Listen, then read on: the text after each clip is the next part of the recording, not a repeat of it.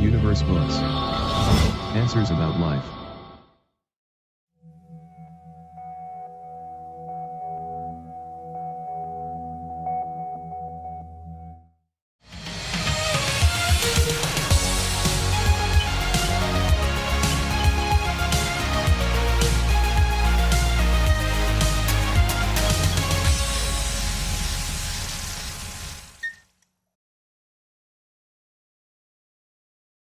Universe Books presents, The Law and the Promise.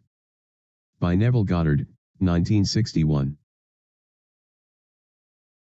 Chapter 13. All Trivia. General knowledge is remote knowledge. It is in particulars that wisdom consists and happiness too. Blake. We must use our imagination to achieve particular ends, even if the ends are all trivia.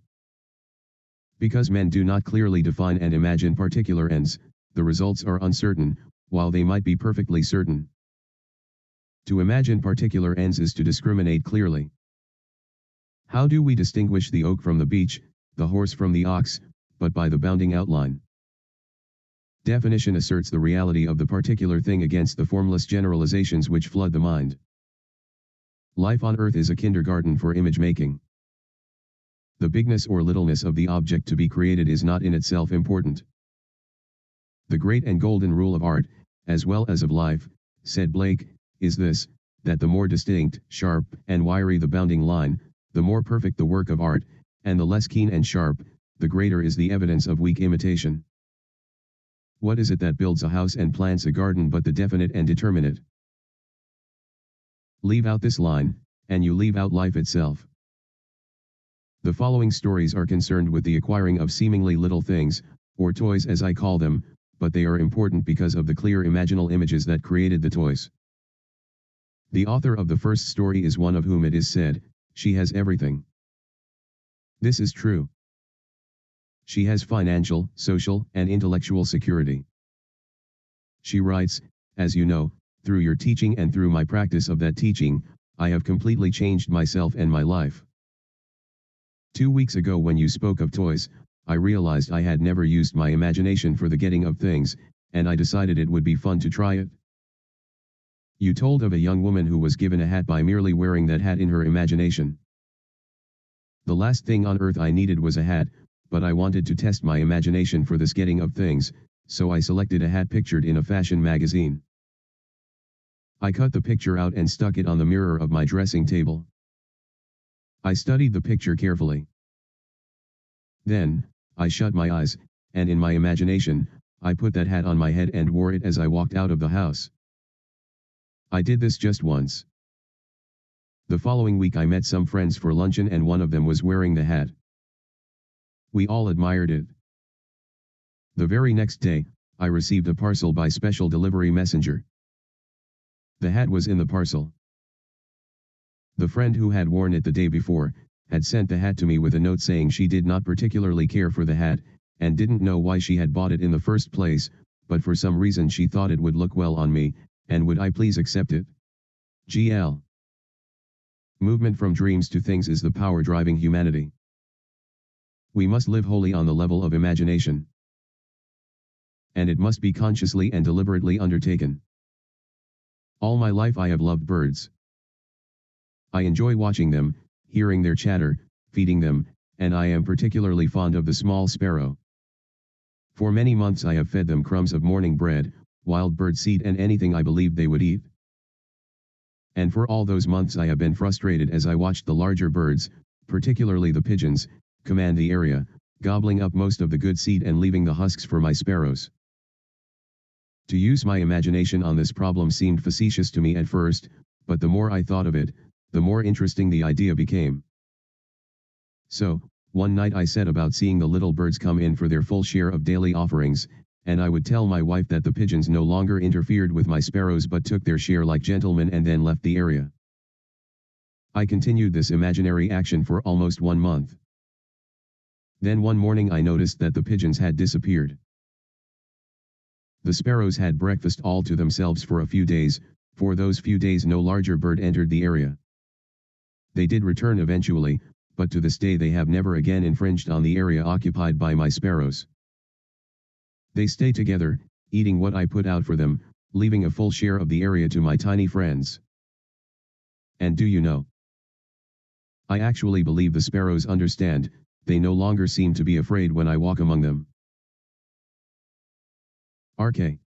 This lady proves that unless our heart is in the task, unless we imagine ourselves right into the feeling of our wish fulfilled, we are not there, for we are all imagination, and must be where, and what we are, in imagination. In early February, my husband and I had been in our new house for 1 month, a home lovely beyond telling, perched on a rugged cliff, with the ocean for our front yard, wind and sky for neighbors, and seagulls for guests. We were ecstatic.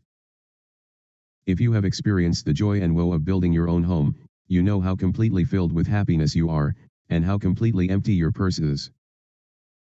100 lovely things clamored to be bought for that house, but the one thing we wanted most of all was the most useless, a picture. Not just any picture, but a wild, wonderful scene of the sea dominated by a great white clipper ship. This picture had been in our thoughts all the months of building, and we left one living room wall free of paneling to hold it. My husband mounted decorative red and green ship lanterns on the wall, to frame our picture, but the picture, itself, would have to wait. Draperies, carpeting, all the practical items must come first.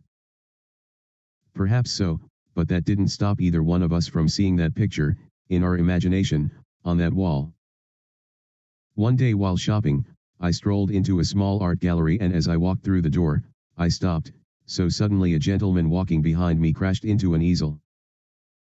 I apologized and pointed to a painting hanging at head height across the room. That is what did it. I've never seen anything so wonderful. He introduced himself as the owner of the gallery and said, yes, an original by the greatest English painter of clipper ships the world has known. He went on to tell me about the artist, but I wasn't listening. I could not take my eyes from that wonderful ship, and suddenly I experienced a very strange thing. It was only a moment in time, but the art gallery faded and I saw that picture on my wall. I'm afraid the owner thought me a little giddy, and I was, but I finally managed to return my attention to his voice when he mentioned an astronomical price. I smiled and said, perhaps someday. He continued to tell me about the painter and also about an American artist who was the only living lithographer capable of copying the great English master. He said, if you're very lucky, you may pick up one of his prints. I've seen his work. It's perfect down to the last detail. Many people prefer prints to paintings. Prints or paintings, I knew nothing about the values of either, and anyway, all I wanted was that scene. When my husband returned home that evening, I talked of nothing but that painting and pleaded with him to visit the gallery and see it. Maybe we could find a print of it somewhere. The man said, yes, he interrupted, but you know we can't afford any picture now. Our conversation ended there, but that night after dinner, I stood in our living room and saw that picture on our wall. The next day my husband had an appointment with a client which he did not want to keep. But the appointment was kept, and my husband did not return home until after dark. When he walked through the front door, I was busy in another part of the house and called a greeting to him. A few minutes later I heard hammering, and walked into the living room to see what he was doing. On our wall hung my picture. In my first moment of intense joy I remembered the man in the art gallery, saying, if you're very lucky, you may pick up one of his prints. Lucky. Well, here is my husband's part of the story. Making the call already mentioned, he entered one of the poorest, meanest little houses he had ever been in. The client introduced himself and led my husband into a tiny dark dining area where the two of them sat down at a bare table. As my husband put his briefcase on the tabletop, he looked up and saw the picture on a wall. He confessed to me he had conducted a very sloppy interview because he couldn't take his eyes from that picture. The client signed the contract and gave a check as down payment which, as my husband believed at the time, was $10 short.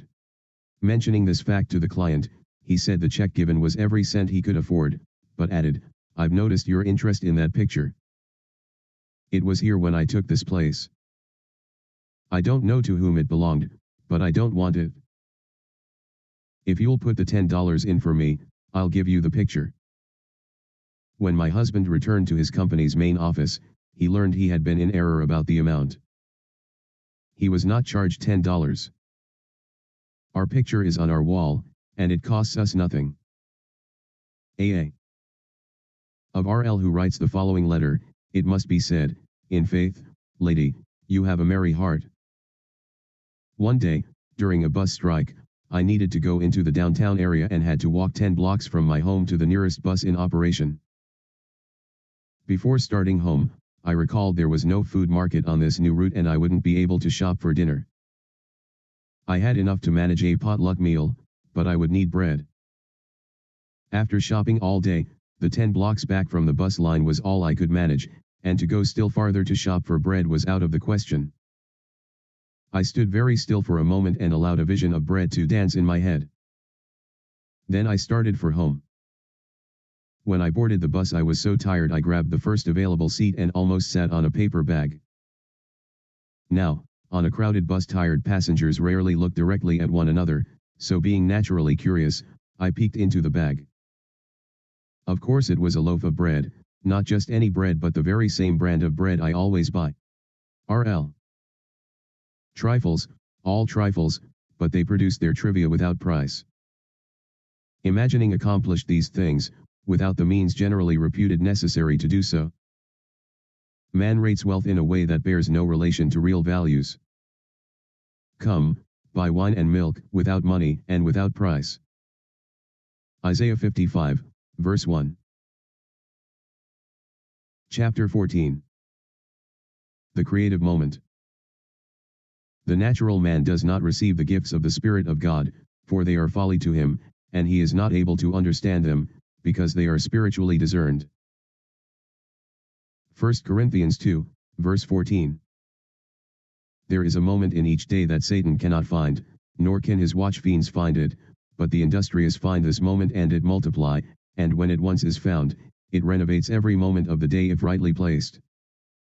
Blake. Whenever we imagine things as they ought to be, rather than as they seem to be, is the moment. For in that moment the spiritual man's work is done and all the great events of time start forth to mold a world in harmony with that moment's altered pattern. Satan, Blake writes, is a reactor. He never acts, he only reacts. And if our attitude to the happenings of the day is reactionary, are we not playing Satan's part? Man is only reacting in his natural or Satan state, he never acts or creates, he only reacts or recreates. One real creative moment, one real feeling of the wish fulfilled, is worth more than the whole natural life of reaction. In such a moment God's work is done. Once more we may say with Blake, God only acts, and is in existing beings or men. There is an imaginal past and an imaginal future. If, by reacting, the past is recreated into the present, so, by acting out our dreams of fancy can the future be brought into the present. I feel now the future in the instant. The spiritual man acts, for him anything that he wants to do, he can do, and do at once, in his imagination, and his motto is always, the moment is now. Behold, now is the acceptable time, behold, now is the day of salvation. 2 Corinthians 6, verse 2. Nothing stands between man and the fulfillment of his dream but facts, and facts are the creations of imagining. If man changes his imagining, he will change the facts. This story tells of a young woman who found the moment and, by acting out her dream of fancy, brought the future into the instant, not realizing what she had done until the final scene. The incident related below must appear to be coincidence to those never exposed to your teaching, but I know I observed an imaginative act take solid form, in, perhaps, 4 minutes. I believe you will be interested in reading this account written down, exactly as it happened, a few minutes after the actual occurrence yesterday morning. I was driving my car east on Sunset Boulevard, in the center lane of traffic, braking slowly to stop for a red signal at a three-way intersection, when my attention was caught by the sight of an elderly lady, dressed all in gray, running across the street in front of my car. Her arm was raised, signaling to the driver of a bus which was beginning to pull away from the curb. She was obviously attempting to cross in front of the bus to delay it. The driver slowed his vehicle and I thought would allow her to enter. Instead, as she jumped onto the curb, the bus pulled away, leaving her standing just in the act of lowering her arm. She turned and walked swiftly toward a nearby phone booth. As my signal changed to green and I put my car in motion, I wished I had been behind the bus and had been able to offer her a ride. Her extreme agitation was obvious even from the distance I was away from her. My wish instantly fulfilled itself in a mental drama, and as I drove away, the fancy played itself out in the following scene. I opened the car door and a lady dressed in gray stepped in, smilingly relieved and thanking me profusely. She was out of breath from running and said, "I only have a few blocks to go.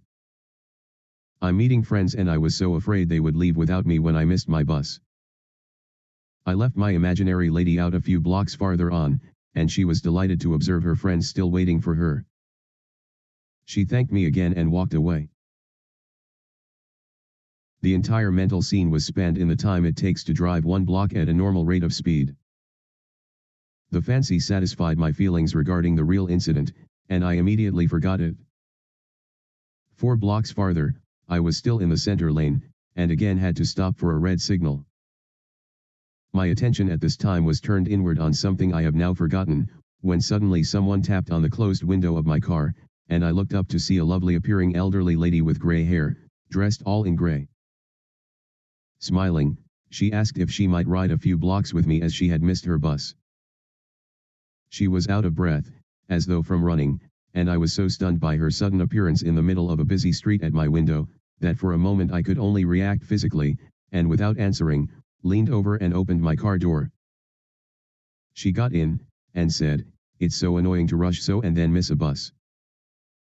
I wouldn't have imposed on you like this, but I'm supposed to meet some friends a few blocks down the street, and if I had to walk now, I would miss them."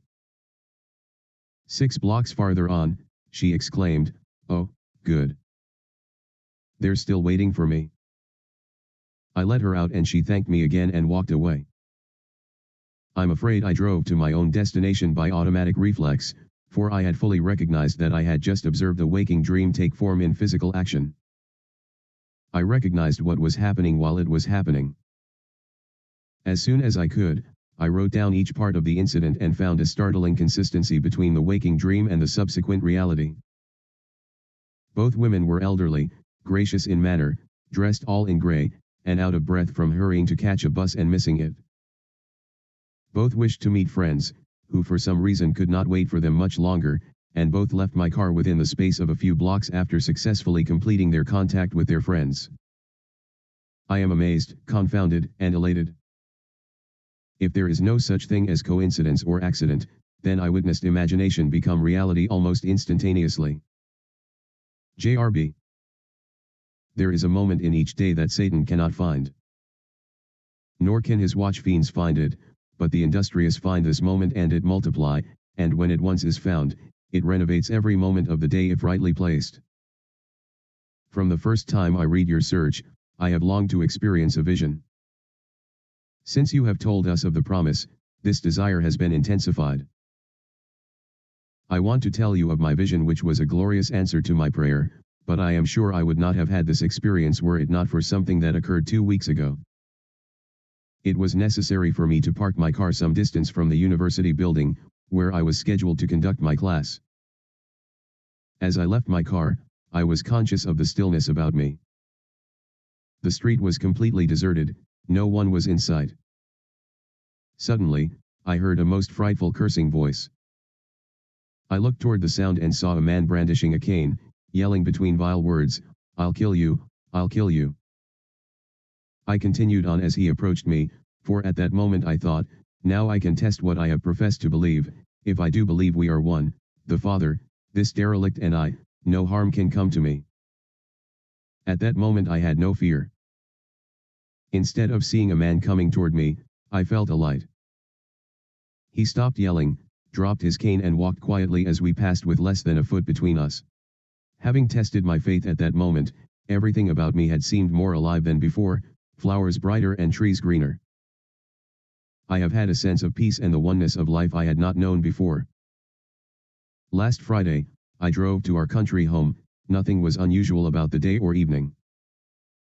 I worked on a manuscript, and not being tired, did not try to fall off to sleep until around 2 the following morning. Then I turned off the light, and drifted into that floating sensation, not asleep but drowsy, as I call it, half awake and half asleep. Often, while in this state, lovely unknown faces float before me, but this morning the experience was different. A perfect face of a child came before me in profile, then it turned, and smiled at me.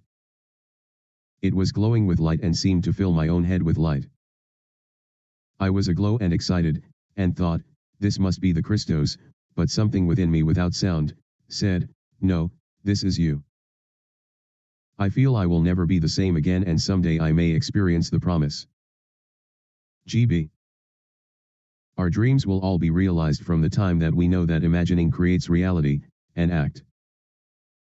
But imagination seeks from us something much deeper, and more fundamental than creating things, nothing less indeed than the recognition of its own oneness with God, that what it does, is in reality, God Himself doing it, in, and through man, who is all imagination. Chapter 15. The Promise. 4 Mystical Experiences. In all I have related thus far, with the exception of GB's vision of the child, imagination was consciously exercised. Men and women created stage plays in their imagination, plays implying the fulfillment of their desires. Then, by imagining themselves participating in these dramas, they created that which their imaginal acts implied. This is the wise use of God's law. But no man is justified before God by the law. Galatians 3, verse 11. Many people are interested in imaginism as a way of life, but are not at all interested in its framework of faith, a faith leading to the fulfillment of God's promise. I will raise up your son after you, who shall come forth from your body. I will be his father, and he shall be my son. 2 Samuel 7, verses 12 to 14. The promise, that God will bring forth from our body a son who will be born not of blood, nor of the will of the flesh nor of the will of man, but of God, does not concern them. They want to know God's law, not His promise. However, this miraculous birth has been stated clearly as a must for all mankind from the earliest days of the Christian fellowship. You must be born from above, John 3, verse 7.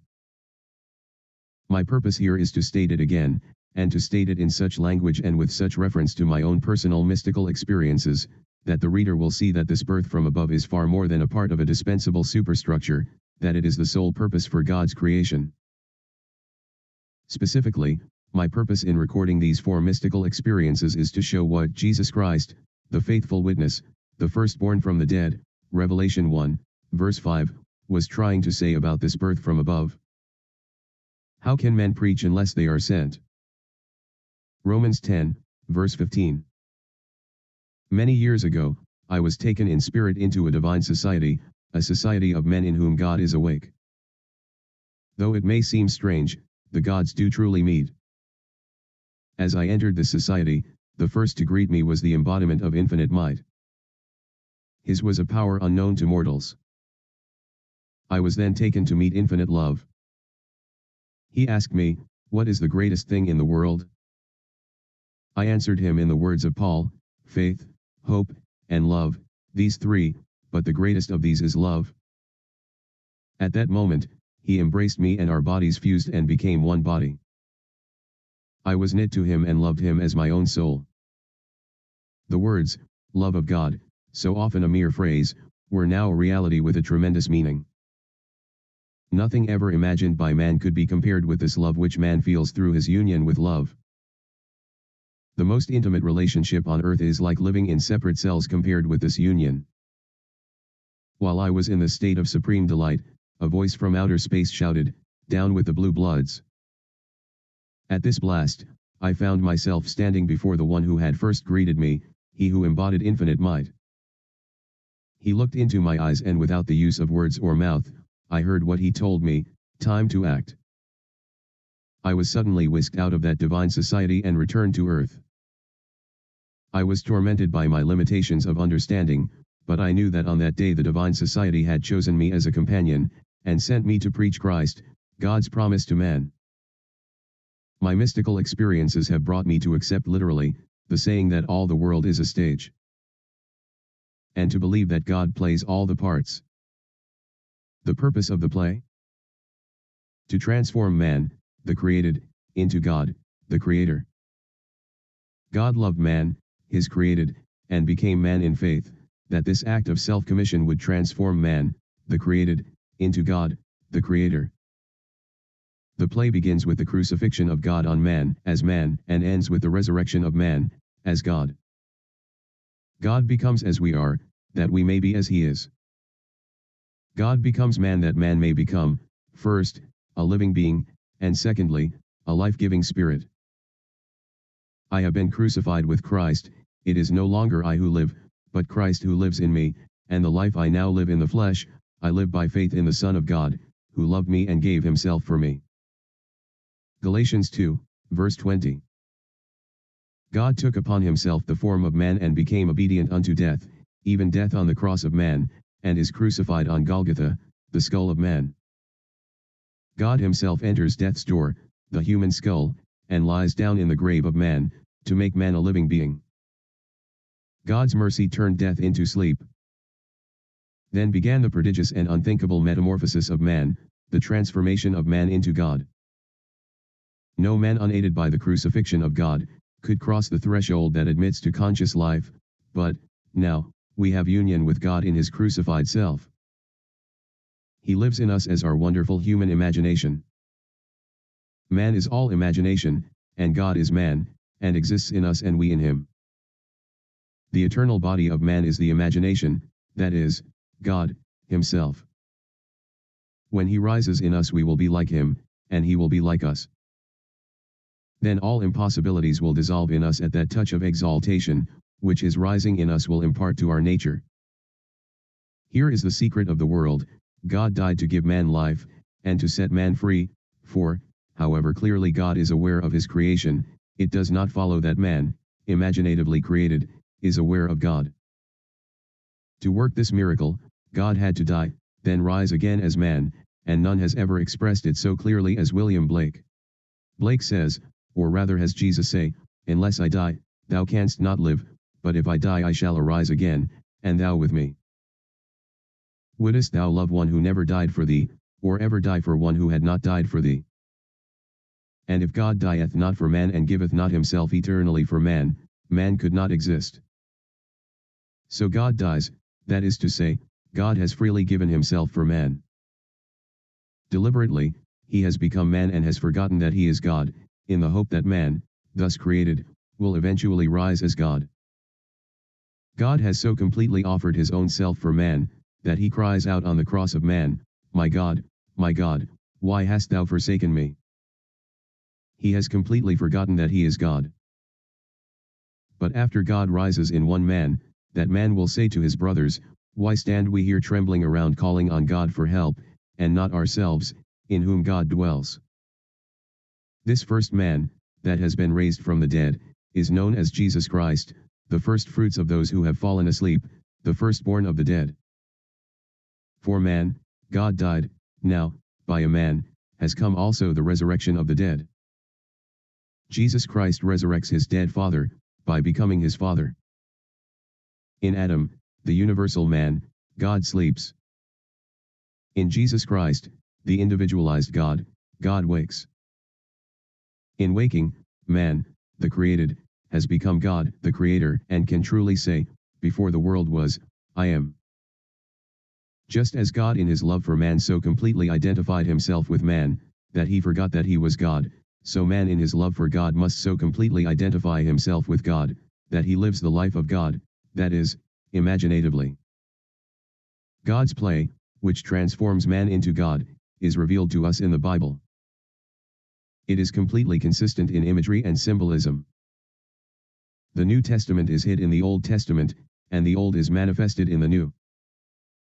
The Bible is a vision of God's law and his promise. It was never intended to teach history, but rather, to lead man in faith through the furnaces of affliction, to the fulfillment of God's promise, to rouse man from this profound sleep, and awaken him as God. Its characters live not in the past, but in an imaginative eternity. They are personifications of the eternal spiritual states of the soul. They mark man's journey through eternal death and his awakening to eternal life. The Old Testament tells us of God's promise. The New Testament tells us not how this promise was fulfilled, but how it is fulfilled. The central theme of the Bible is the direct individual mystical experience of the birth of the child, that child of whom the prophet spoke. To us a child is born, to us a son is given, and the government will be upon his shoulder, and his name will be called, Wonderful Counselor, Mighty God, Everlasting Father, Prince of Peace.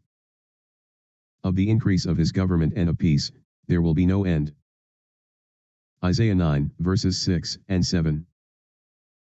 When the child is revealed to us, we see it, we experience it, and the response to this revelation can be stated in the words of Job, I have heard of thee by the hearing of the ear, but now my eye sees thee. The story of the incarnation is not fable, allegory, or some carefully contrived fiction to enslave the minds of men, but mystical fact. It is a personal mystical experience of the birth of oneself out of one's own skull, symbolized in the birth of a child, wrapped in swaddling clothes and lying on the floor. There is a distinction between hearing of this birth of a child from one's own skull, a birth which no scientist or historian could ever possibly explain, and actually experiencing the birth, holding in your own hands and seeing with your own eyes this miraculous child, a child born from above out of your own skull, a birth contrary to all the laws of nature. The question as it is posed in the Old Testament, ask now, and see, can a male bear a child? Why then do I see every man with his hands delivering himself like a woman in labor? Why has every face turned pale? Jeremiah 30, verse 6. The Hebrew word kalatz, mistranslated loins, means, to draw out, to deliver, to withdraw self. The drawing of oneself out of one's own skull was exactly what the prophet foresaw as the necessary birth from above, a birth giving man entrance into the kingdom of God and reflective perception on the highest levels of being. Throughout the ages deep calls to deep. Rouse thyself. Why sleepest thou, O Lord? Awake. The event, as it is recorded in the Gospels, actually takes place in man. But of that day or that hour when the time will come for the individual to be delivered, no one knows but the Father. Do not marvel that I said to you, you must be born from above. The wind blows where it wills, and you hear the sound of it, but you do not know whence it comes or whither it goes, so it is with everyone who is born of the Spirit. John 3, verses 7 and 8. This revelation in the Gospel of John is true. Here is my experience of this birth from above. Like Paul, I did not receive it from man, nor was I taught it. It came through the actual mystical experience of being born from above. None can speak truly of this mystical birth from above but one who has experienced it. I had no idea that this birth from above was literally true. Who before the experience, could believe that the child, the wonderful counselor, the mighty God, the everlasting Father, the Prince of Peace, was inwoven in his own skull? Who before the experience, would understand that his Maker is his husband, and the Lord of hosts is his name?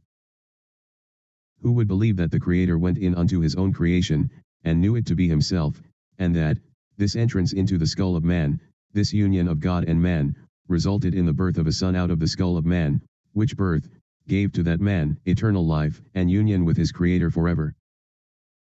If I now tell what I experienced that night, I do so not to impose my ideas on others, but that I may give hope to those who, like Nicodemus, wonder, how can a man be born when he is old? How can he enter a second time into his mother's womb and be born? How can this be? This is how it happened to me. Therefore, I will now write the vision, and make it plain upon tablets, so he may run who reads it. For still the vision awaits its time, it hastens to the end, it will not lie.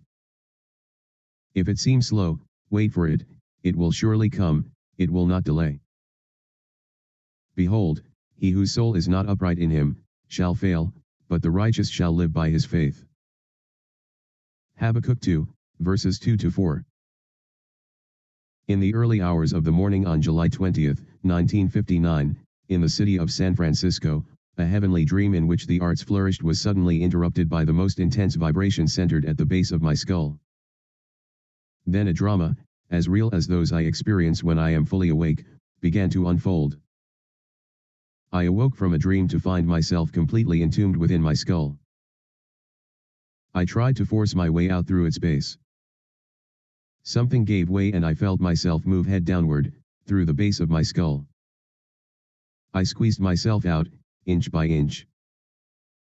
When I was almost out, I held what I took to be the foot of the bed and pulled the remaining portion of me out of my skull.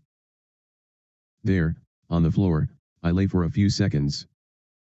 Then I rose and looked at my body on the bed.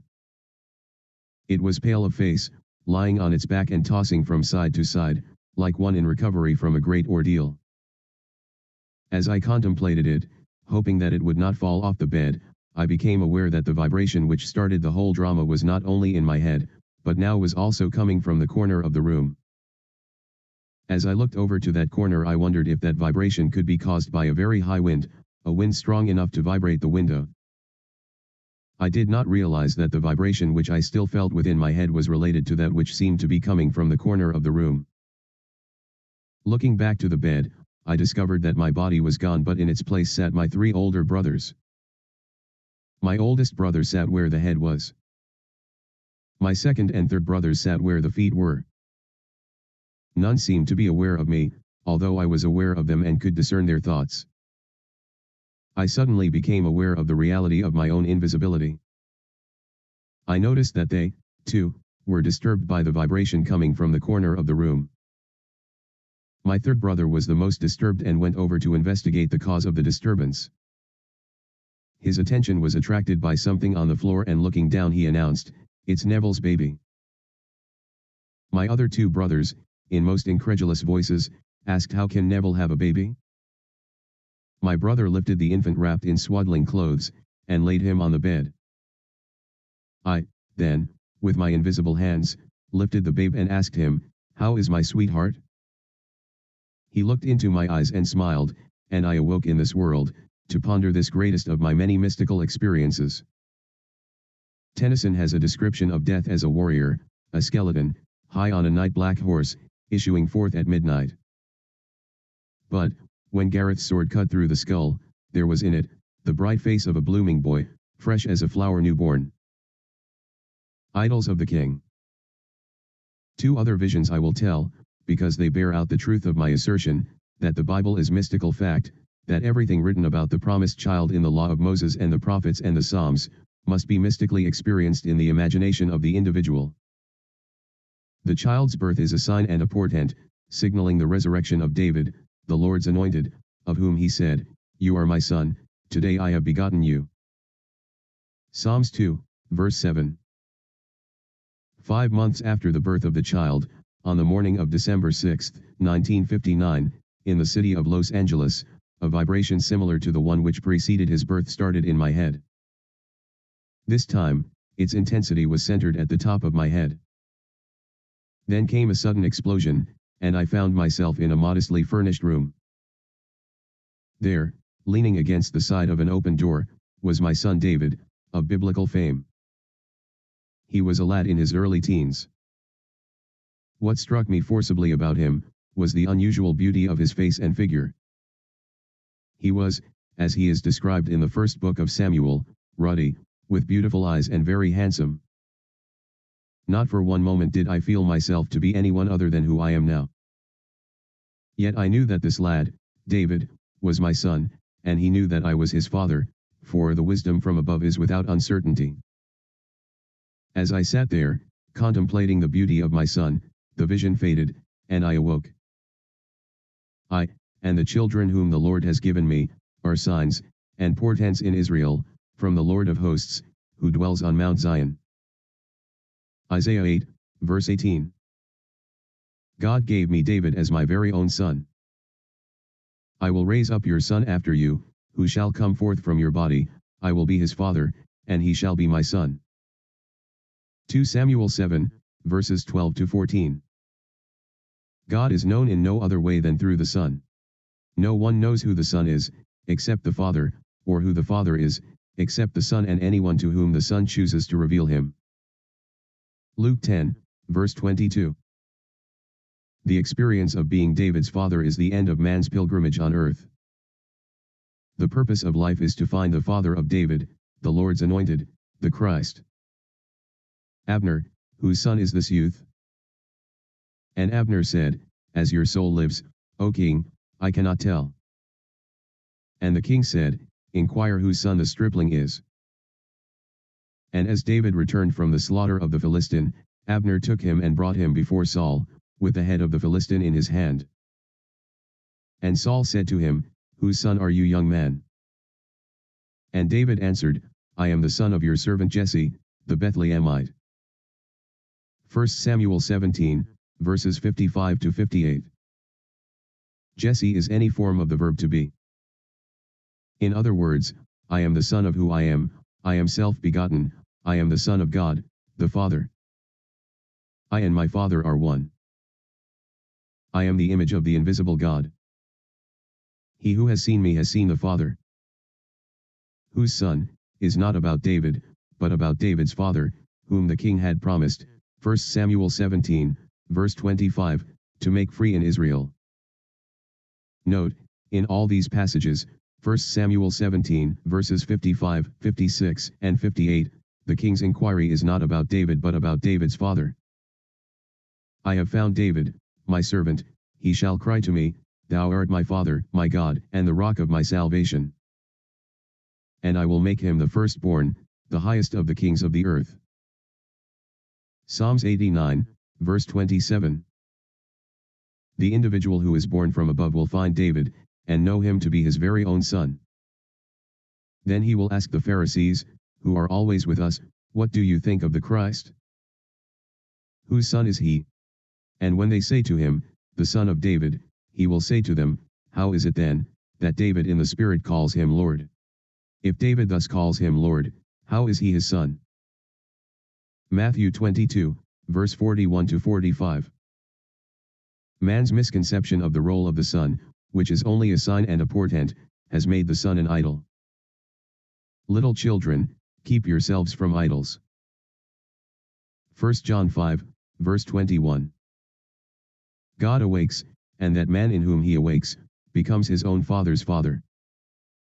He who was David's son, Jesus Christ, the son of David, Matthew 1, verse 1, has become David's father.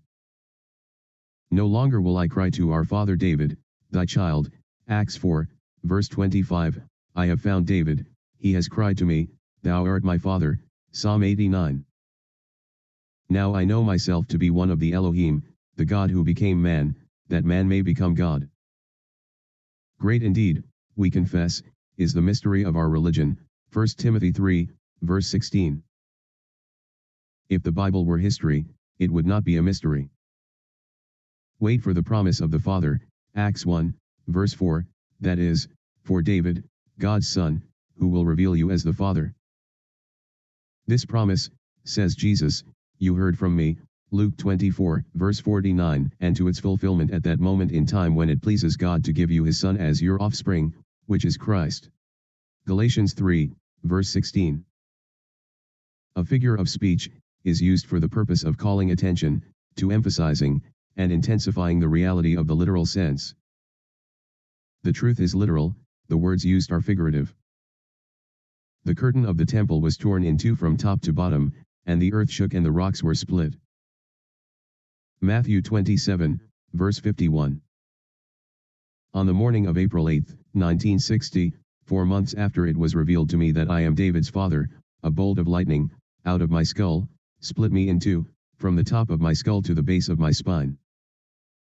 I was cleft as though I were a tree that had been struck by lightning. Then I felt and saw myself as a golden liquid light, moving up my spine in a serpentine motion. As I entered my skull, it vibrated like an earthquake.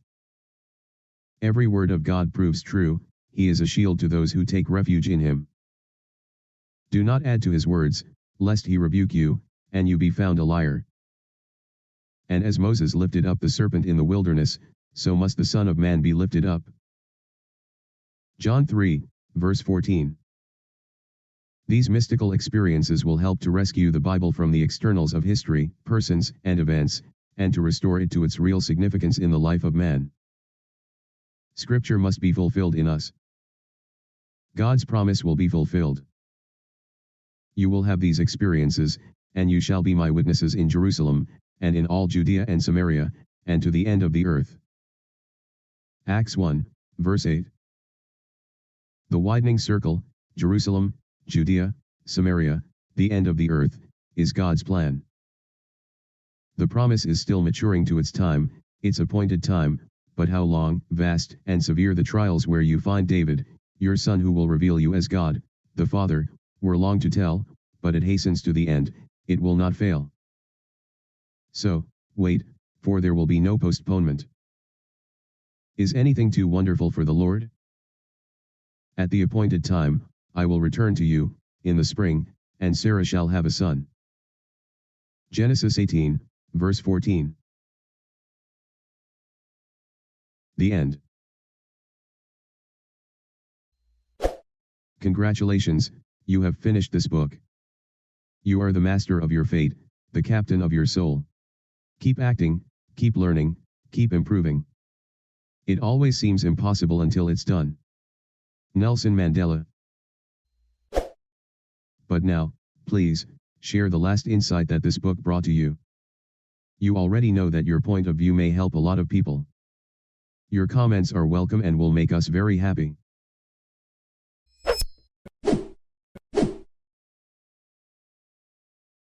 It is the last chance in this video to download your ebook PDF and to subscribe as well. Thank you, we will meet again.